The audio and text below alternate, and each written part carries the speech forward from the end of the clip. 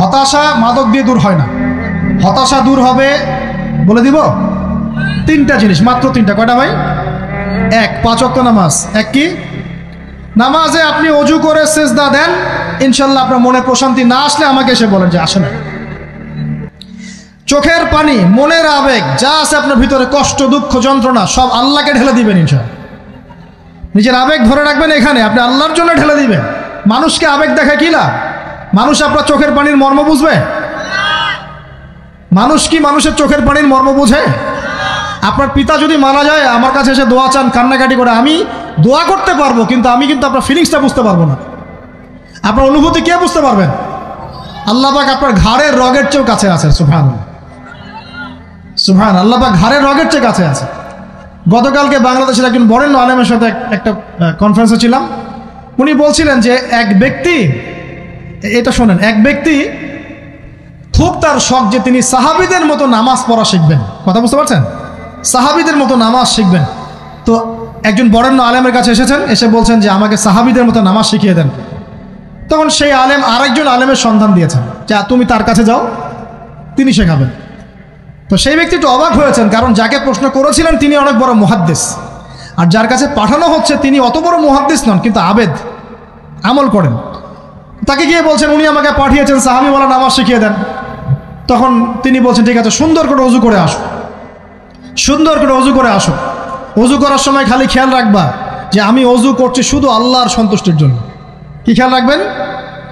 অজু করছি শুধু আল্লাহকে রাজি খুশি করার জন্য অজু করছে, আর কোনো উদ্দেশ্য নাই আমার। অজু করতে যাচ্ছে, তিনি আবার বলছেন দাঁড়াও, শুধু আল্লাহকে রাজি খুশি করার জন্য অজু করো। আবার শুরু করছেন, আবার বলছেন শোনো, শুধু আল্লাহকে রাজি খুশি করার জন্য অজু করো। এভাবে বলতেই আছেন। নামাজে দাঁড়িয়েছেন, দাঁড়ানোর আগে বলছেন শোনো, শুধু আল্লাহকে রাজি খুশি করার জন্য নামাজ পড়ো। বলতেই আছেন। এক পর্যায়ে সে ব্যক্তি নামাজ শুরু করলো, নামাজে মনোযোগ এদিক ওদিকে যায়, আর তার মাথায় এটা আসে, এই শুধু আল্লাহকে রাজি খুশি করার জন্য আমাকে নামাজ পড়তে হবে, শুধু আল্লাহকে রাজি খুশি করার জন্য নামাজ পড়তে হবে। এই চিন্তা তার মনের মধ্যে ঘুরপাক খাচ্ছে। এভাবে নামাজটা সে শেষ করেছে। শেষ করে চিন্তা করছে যে নামাজ তো পুরোপুরি মনোযোগ দিতে পারলাম না। বারবার মাথার মধ্যে এরকম চিন্তা আসছে, আল্লাহ আমাকে তো মাফ করে দাও, নামাজটা আমার মনে হলো না ঠিক মতো।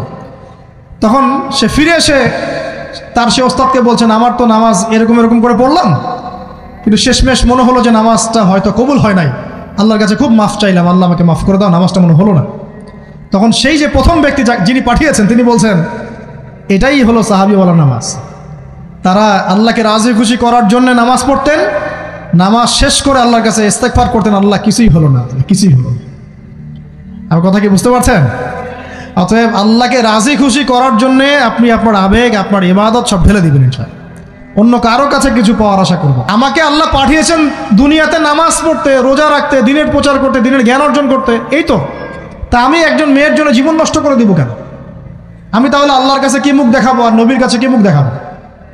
ওখানে গিয়ে বলবো আল্লাহ আমি আমার অমুক প্রেমিকার জন্য আশেক হয়ে একদম জীবন দিয়ে দিয়েছি, আত্মহত্যা করেছি। গেছে ভাই, যাইতে দেন। যে ব্যক্তি আপনার অবস্থানকে মূল্যায়ন করে নাই সে আপনার যোগ্য ছিল না। এখন আপনি কি করবেন? নিজের অবস্থান উন্নত করেন, আপনার পিছনে লাইন ধরে ঘুরবে ইনশাআল্লাহ। এটাই বাস্তবতা। দুনিয়া খুব খারাপ জিনিস। মানুষের অবস্থানকে মূল্যায়ন করে, মানুষের অবস্থানকেই মূল্যায়ন করে, কিন্তু আল্লাহ রাব্বুল আলামিন আপনাকে সর্বাবস্থায় ভালোবাসেন। আলহামদুলিল্লাহ। এই যে আমরা এখন অনেক পাপ করছি না, আল্লাহ কি আমাদেরকে আযাব দিয়ে ধ্বংস করে দিয়েছেন? আল্লাহ পাক এখনো আমাদেরকে ভালোবাসেন, রহম করেন, আল্লাহ পাক অপেক্ষায় করছেন কখন তওবা করবে, আমি তওবা কবুল করব। এই কখন আমার বান্দা খালি একবার বলে আস্তাগফিরুল্লাহ, আল্লাহ পাক সাথে সাথে মাফ করে দেবেন ইনশাআল্লাহ। আর সেই আল্লাহকে ভুলে আপনি কার পিছনে ছুটছেন? আমরা কিন্তু নিয়াত করতে পারি ভাই যে আমরা যারা ওয়াজ শুনলাম জীবনে কোনোদিন সিগারেটে হাত দিব না ইনশাআল্লাহ। রাজি আছি ভাই? অন্য বড় বড় জিনিস তো বহুত দূরের কথা। আচ্ছা, অনেকে রাজি হয় নাই কেন? আপনারা কি অলরেডি আসক্ত? আমি অনেক ভাইকে দেখেছি মাশাআল্লাহ ইফতার খুলেই একদম ব্যঞ্জন টানা শুরু করে। হ্যাঁ, এটা যে হারাম আপনাদের কেউ ওয়াজ করে শোনায় নাই? এটাকে কি মনে করেন আপনারা, হারাম না হালাল? কেউ বলেছে মাকরু, নাকি মাকরু ফতোয়া দিয়েছে? মাকরু শব্দের অর্থ জানেন আপনি? মাকরু শব্দের অর্থ কি একটু শোনেন। সূরা বনী ইসরাঈল খুলবেন। কোন সূরা? সূরা বনী ইসরাঈল আল্লাহ পাক বলছেন আমি বনু ইসরাঈলকে এই কাজগুলো করতে নিষেধ করেছিলাম। কোন কোন কাজ? জেনা করো না, জেনার ধার কাছে যেও না, এতিমের মাল আত্মসাৎ করো না, শিরিক করো না ইত্যাদি। যারা আলেম আছেন তারা আমার কথা বুঝবেন। এই কাজগুলোর পরে আল্লাহ পাক বলছেন যে এই প্রত্যেকটা কাজ আল্লাহর কাছে মাকরুহ, অপছন্দের। কিসের? অপছন্দ। তাহলে এটাকে আপনি সহজ মনে করছেন? নিয়াত করি আল্লাহ পাকের সন্তুষ্টির জন্য আমরা কোনোদিনও মাদকের সাথে সম্পৃক্ত হব না ইনশাআল্লাহ। আর বিশ্বাস করেন, শুধুমাত্র মাদকদ্রব্য নিয়ন্ত্রণ অধিদপ্তর এই আইন কানুন এগুলো দিয়ে, জরিমানা দিয়ে মানুষকে মাদক ছাড়ানো যাচ্ছে না, যাবে না। কেন যাবে না এটা আপনারা খুব ভালো করেই জানেন, আমি বলতে চাচ্ছি না। অনেক সময় মাদক বিরোধী কনসার্ট করে মানুষ, মাদক বিরোধী কনসার্টে ওঠার আগে এক বোতল ডাইল খেয়ে আসে আগে। এগুলো কি বাস্তব কথা বলছি না অবাস্তব কথা বলছি? আমাদের যুবক ভাইরা কোশ্চিন কালেও মাদকের ধার কাছে যাবেন না ইনশাআল্লাহ। একটা হাদিস খালি মনে রাখেন, এই হাদিসটা মনে রাখেন। নবী সাল্লাল্লাহু আলাইহি ওয়াসাল্লাম বলেছেন, কেউ যদি মাদকদ্রব্য সেবন করে তার 40 দিনের নামাজ কবুল হবে না। সিগারেট একটা খেয়েছি, 40 দিন নামাজ নাই। এরপর যদি সে তওবা করে আল্লাহ মাফ করে দিবে। আবার যদি মাদক খায় আবার 40 দিন কবুল হবে না। যদি আবার তওবা করে আল্লাহ মাফ করে দিবেন। আবারও যদি খায় আবারও 40 দিন কবুল হবে না। আবারও তওবা করলে আল্লাহ আবার মাফ করে দিবেন। চতুর্থবার সে যদি মাদক খায়, আল্লাহ রসুল সাল্লাল্লাহু আলাইহি ওয়াসাল্লাম বলছেন আল্লাহ পাক কিয়ামতের মাঠে তাকে তিনাতুল খাবাল পান করাবেন। কি পান করাবেন? তিনাতুল খাবাল। সাহাবীরা বললেন, ইয়া রাসূলুল্লাহ, এটা কি তিনাতুল খাবাল? কি? নবী সাল্লাল্লাহু আলাইহি ওয়াসাল্লাম বলছেন, এটা হচ্ছে জাহান্নামীদেরকে আযাব দেওয়ার পর তাদের রক্ত মাংসের যে পুঁজ বের হবে, এই যে ড্রিঙ্কস, জাহান্নামের হার্ড ড্রিঙ্কস, এই ড্রিঙ্কসের নাম হলো তিনাতুল খাবাল। আল্লাহ পাক আমাদের সবাইকে মাদক থেকে বাঁচিয়ে রাখে। আমল হচ্ছে কোরআন তেলাওয়াত। যে ব্যক্তি কোরআন তেলাওয়াত করতে পারে নিয়মিত, তার মনের মধ্যে এই হতাশা, এই ভীরুতা, এই কাপুরুষতা কিচ্ছু আসবে না ইনশাআল্লাহ। আমি গ্যারান্টি দিচ্ছি আপনাকে, হতাশা আসবেই না আপনার মনে যদি আপনি কোরআন বুঝতে পারেন। কোরআনের একটা আয়াত নিয়ে কোনো সময় দেখা যায় 2-3 ঘন্টা সময় পার হয়ে যাচ্ছে, আয়াতটা ছেড়ে সামনে যেতে পারছি না। কোরআনের ভিতরে ঢুকলে আপনি দুনিয়ায় ভুলে যাবেন কি হচ্ছে আশপাশে। আমি এমন অনেক আলেমকে দেখেছি যে একটা বই, পাতলা একটা বই, আরবি বই নিয়ে পড়া শুরু করেছেন, ওই যে ফজরের পরে জোহরের ওয়াক্ত হয়ে যাচ্ছে, বইটাই শেষ করতে পারেননি এখন। বুঝতে পারবেন না, যখন আপনি ইলমের ভিতরে ঢুকে যাবেন, কোরআনের ভিতরে, হাদিসের ভিতরে, আপনার দুনিয়ার খেয়ালই নাই। একজন আলেম তিনি এক রাত্রে একটা বই লিখেছিলেন, চটি বই, এক রাত্রের মধ্যে। বলা হচ্ছে, তার সম্পর্কে বলা হচ্ছে যে রাতের খাবার তাকে দেয়া হয়েছে যে আপনি এটা খেয়ে নেন। তো খাবারটা পাশেই আছে, খাবারটা খাবো, এটা লিখে খাবারটা খাবো, এরকম তার চিন্তা ছিল। ফজর হয়ে গেছে, বই লেখাও শেষ, খাবার এই অবস্থায় পড়ে আছে, ডুবে গেছেন ভিতরে, খাওয়ার মাথায় তার খেয়াল নাই। এরকম হয়। একজন মনীষী, বিখ্যাত মনীষী, রিয়াদুস সালেহিন কিতাবের রাইটার, সংকলক আল্লামা নববী রাহিমাহুল্লাহ, এরকম সারা রাত চলে গেছে, পাশে 2টা খেজুর, ওই 2টা খেজুর খাওয়ারই সময় পান। হাদিস নিয়ে গবেষণা করতে রাত পার হয়ে গেছে। আমি বলতে চাচ্ছি, যখন ইলমের ভিতরে, কোরআন হাদিসের ভিতরে ঢুকে যাবেন, আপনার দুনিয়ার খেয়াল আপনার চলে যাবেন ইনশাআল্লাহ। এই টেনশন, হতাশা, এই সেই বাদ, তখনই আল্লাহ পাক আপনাকে তার পক্ষ থেকে রহমত দিবেন, বরকত দিবেন, আল্লাহ আপনার দুনিয়ার কাজগুলো করে দিবেন ইনশাআল্লাহ। তখন দেখবেন কেউ আপনার দুনিয়ার ওই কাজটা করে দিয়েছে, কেউ ওই কাজটা করে দিয়েছে, কেউ বাসায় খাবার পাঠিয়ে দিয়েছে, আল্লাহ পাকই এগুলো করাই দিবেন ইনশাআল্লাহ। তো প্রিয় ভাইরা, মাদকে যাব না আল্লাহর কাছে আসবো? 2 নাম্বার কোরআন তেলাওয়াত, 3 নাম্বার আল্লাহর জিকির। 3 নাম্বার কি ভাই? আল্লাহর জিকির। চলতে ফিরতে সব সময় মুখ চলতে থাকবে, মুখ না চললেও মনে মনে মন তাজা থাকবে, মনে মনে জিকির হতে থাকবে। মনে মনে জিকির করতে পারেন? মুখ নড়বে না, কিন্তু মনে মনে আপনার একটা জিকির হতে থাকবে, সুবহানাল্লাহ বা আলহামদুলিল্লাহ, লা ইলাহা ইল্লাল্লাহ, আল্লাহু আকবার। পারা যাবে? পারে। মানুষের মন কখনো চুপ করে থাকে না, কিন্তু মানুষের মন অলওয়েজ কিছু না কিছু চিন্তা করতে থাকে না, যতক্ষণ না ঘুমায় মানুষ। তো প্রিয় ভাইরা, বেশি বেশি জিকির করব, সুবহানাল্লাহ, আলহামদুলিল্লাহ, লা ইলাহা ইল্লাল্লাহ, আল্লাহু আকবার, লা হাওলা ওয়ালা কুওয়াতা ইল্লা বিল্লাহ, এগুলো চলতে থাকবে। আল্লাহ পাক তৌফিক দান করুন, আমিন।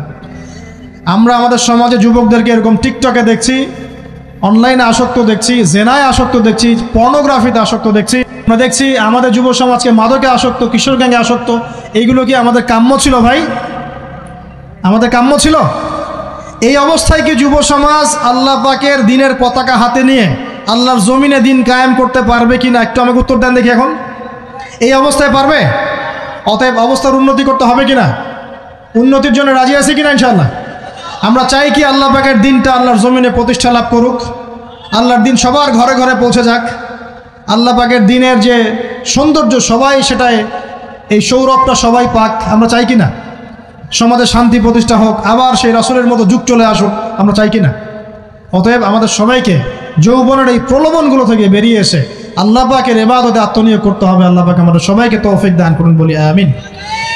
আমাদের সবাইকে আল্লাহ রাব্বুল আলামিন কুরআন এবং হাদিসের গভীর জ্ঞান অর্জন করার তৌফিক দান করুন, বেশি থেকে বেশি ইবাদত করার তৌফিক দান করুন। আল্লাহ পাক সবাইকে হারাম সমস্ত রিজিক থেকে বাঁচিয়ে রাখুন, জেনা, ব্যভিচার এবং নারীর ফিতনা, মাদক থেকে আল্লাহ বাঁচিয়ে রাখুন। আল্লাহ পাক আমাদের সবাইকে হালাল রিজিক, হালাল সম্পর্ক যথেষ্ট করে দিন। আল্লাহ পাক আমাদের সবাইকে যেন দিনের দাওয়াতের মেহনত করার তৌফিক দান করেন এবং আলেম ওলামার সাথে পরামর্শ করে দিন শেখার এবং বোঝার তৌফিক দান করেন। যুবতী দিনী বোনদের জন্য, এখানে বোনরা আছেন না? আছেন কি না? দিনী বোনরা আছেন? একটা নসিহত দিনী বোনদের জন্য আমি একটা নসিহত করতে চাচ্ছি, একটা নসিহত। আমার এই একটা নসিহত একটু মন দিয়ে শুনুন প্রিয় দিনী বোন। রাসূলুল্লাহ সাল্লাল্লাহু আলাইহি ওয়াসাল্লাম আমাদের দিনী বোনদের জন্য জান্নাতে যাওয়ার একটা ফর্মুলা বলে দিয়েছেন। আমি কি বলবো সেটা? আচ্ছা, রাসূলুল্লাহ সাল্লাল্লাহু আলাইহি ওয়াসাল্লাম বলেছেন আমাদের দিনী বোনেরা, আমাদের মায়েরা, এই নারী জাতি মাত্র 4টা কাজ করলে জান্নাতের যে কোনো দরজা দিয়ে ইচ্ছা প্রবেশ করতে পারবেন। খুশি হন নাই? কয়টা কাজ? মাত্র 4টা। এক, যদি আমাদের দিনী বোনেরা 5 ওয়াক্ত নামাজটা ওয়াক্ত মতো পড়ে, আল্লাহ পাক তৌফিক দান করুন, বলি আমিন। 2 নাম্বার, যদি তারা রমাদান মাসের রোজাটাকে ঠিক মতো আদায় করতে পারে। 1 নাম্বার 5 ওয়াক্ত নামাজ ঠিকঠাক আদায় করা, 2 নাম্বার রমজান মাসে সাওম রাখা, 3 নাম্বার তাদের লজ্জাস্থানের হেফাজত করা, মানে শরঈ পর্দা মেনটেন করা, শরঈ পর্দা মেনটেন করা। এবং আমি বলে দেই, চেহারাটা আপনাদের পর্দার অন্তর্ভুক্ত। এটা নিয়ে অনেক বাকবিতণ্ডা হয় না সমাজে, চেহারা দেখানো যাবে কি যাবে না ইত্যাদি। চেহারা আপনার পর্দার অন্তর্ভুক্ত বিষয়, ফুল স্টপ। এর উপরে ফতোয়া অনেকভাবে দিচ্ছে, কিন্তু বরেণ্য উলামায়ে কেরামের কিতাবগুলো ঘাটাঘাটি করেন, তাদের ফতোয়া হচ্ছে চেহারা আপনার পর্দার অন্তর্ভুক্ত বিষয়, চেহারা ঢেকে রাখবেন। আল্লাহ পাক তৌফিক দান করুন। চোখ থাকবে খোলা, ঠিক আছে। 4 নাম্বার, স্বামীর আনুগত্য করতে হবে। স্বামীর আনুগত্য, এই যে আনুগত্য শব্দ শুনলেই মানুষের একটা মানে নেগেটিভ ধারণা তৈরি হতে পারে। স্বামীর আনুগত্য মানে কি আমি তার দাসত্ব করব? আনুগত্য মানে, প্রিয় দিনী বোন, আনুগত্য মানে দাসত্ব নয়। আনুগত্য মানে কোরআন সুন্নাহর যে বিধানগুলো আপনার স্বামী আপনাকে পালন করতে বলবে, আপনি সেগুলো করবেন, আপনি করতে বাধ্য। কিন্তু স্বামী যদি কোরআন সুন্নাহর বাইরে কিছু করতে বলে, সেটা মানতে আপনি বাধ্য নন। স্বামী যদি আপনাকে বলে যে সুদ খাও, এই সুদী এনজিওতে আসো, নাম লেখাও।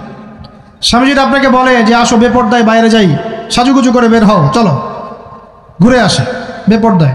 স্বামী যদি বলে দেবরকে একটু খাবারটা দিয়ে আসো, আমার অফিসের কলিগ আসছে, খাবার পরিবেশন করো, আসো ডাইনিংয়ে আসো। এই যে হারাম কাজ, বেপর্দার আদেশ করছে, সুদের আদেশ করছে, আপনি সেগুলো পালন করবেন না। কিন্তু হালাল বৈধ যে কোনো বিষয় আপনি স্বামীর আনুগত্য করবেন, এটা আপনার উপর ফরজ। এই 4টা কাজ যদি আপনি করতে পারেন, জান্নাতের যে কোনো দরজা দিয়ে ইচ্ছা আপনি প্রবেশ করতে পারবেন ইনশাআল্লাহ। আল্লাহ পাক আমাদের দিনী বোনদেরকে এই 4টা কাজ করার তৌফিক দান করুন। আমাদের সবাইকে আল্লাহ পাক জান্নাতের জন্য কবুল করুন, বলি আমিন।